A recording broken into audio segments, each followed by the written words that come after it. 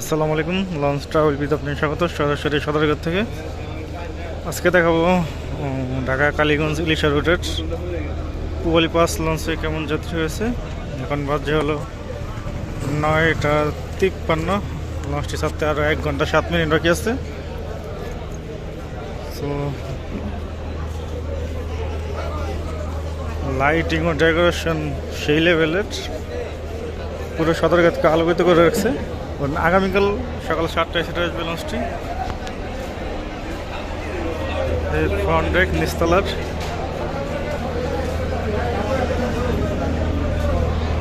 Cabin booking number হয়েছে নিচতলার day. দুই পাশে বেঞ্চ আছে, তার পাশে চেয়ারও আছে। ডেক ভাড়া 300 টাকা ইলিশার। চেয়ারে বসে গেলে হয়তো একটু বেশি লাগতে পারে, 400 টাকা লাগতে পারে।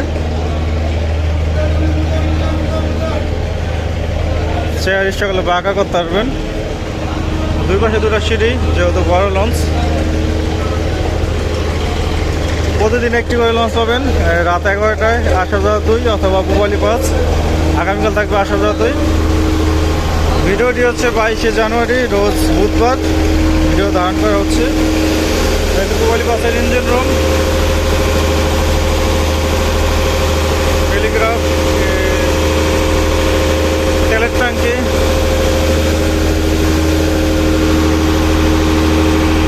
তেল আছে হিউজ পরিমাণ।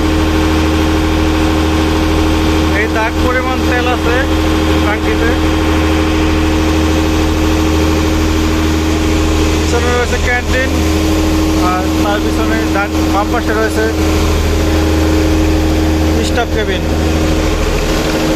তো দ্বিতীয় তলায় গিয়ে দেখি কেমন যাত্রী হলো। কর্ণফুলি 11 অবশ্য প্রথম ট্রিপে ছাড়বে।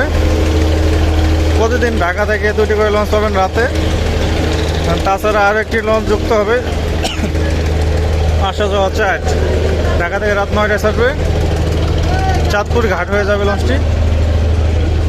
লঞ্চটি ছাড়তে যেহেতু আরও 1 ঘন্টার বেশি সময় বাকি আছে, সেই কারণে বিচের জায়গা অনেকটাই খালি। 1 ঘন্টায় আর প্রচুর পরিমাণ যাত্রী হবে। এটা আছে দ্বিতীয় তলার ডেক। তো এই ছিল ইলিশা রুটের পুবালি পাস লঞ্চে কেমন যাত্রী হলো। তখন সাথে থাকার জন্য অসংখ্য ধন্যবাদ।